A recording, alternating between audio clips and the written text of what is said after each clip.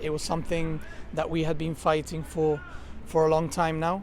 It's not just the 3 months of competition, it's a lot of work being put into the whole system for 2 years now. And obviously there's a lot of people to thank and a lot of people who deserve all the credit and pride and happiness for ourselves, but more importantly for Gibraltar, especially during this very difficult year. Would you say it's the GFA's biggest achievement to date? I would say sportingly, yes, absolutely.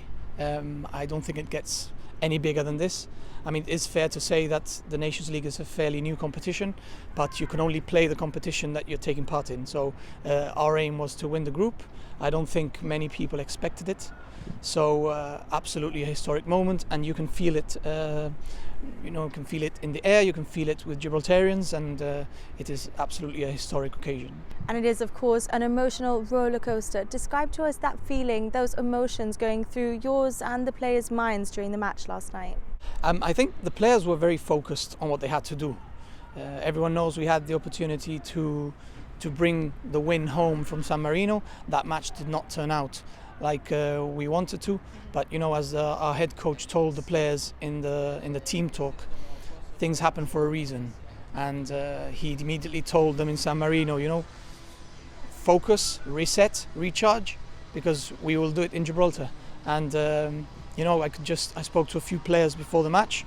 They were all just raring to go on because they wanted to bring joy to their families, they wanted to bring joy to their friends, they wanted to bring joy to Gibraltar. And obviously from the outside it's very nerve-wracking, and the preparation is different because you can't do anything. So my experience, I would say I was nervous and then elated, but the players were 100% committed and they gave everything they had.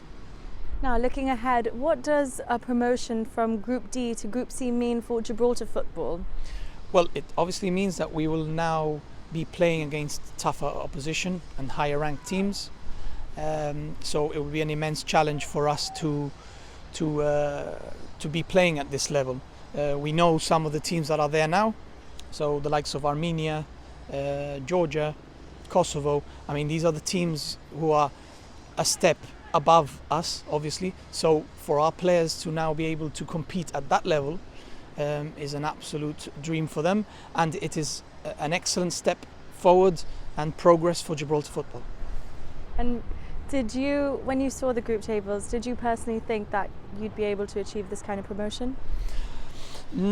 We don't tend to think we can win this. What we always say is take one match at a time.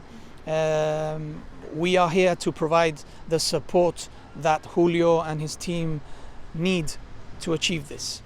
Julio is very cautious, so he's saying one match at a time. Yes, okay, we could see potentially winning the group in San Marino with a match in hand, but look, it turned out to be that we had to struggle to the very end. So you can never be sure in football.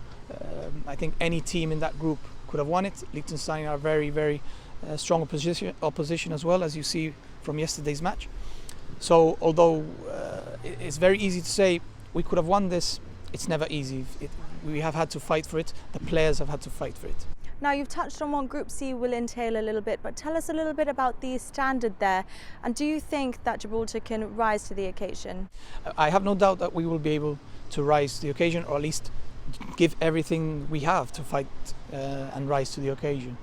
The teams there at the moment have a lot more experience than we do, are a lot bigger than we are, with the exception of Luxembourg maybe, who's also punching above their weight. But I have no doubt that we will be ready for that when that time comes. So we'll have to work hard towards that goal.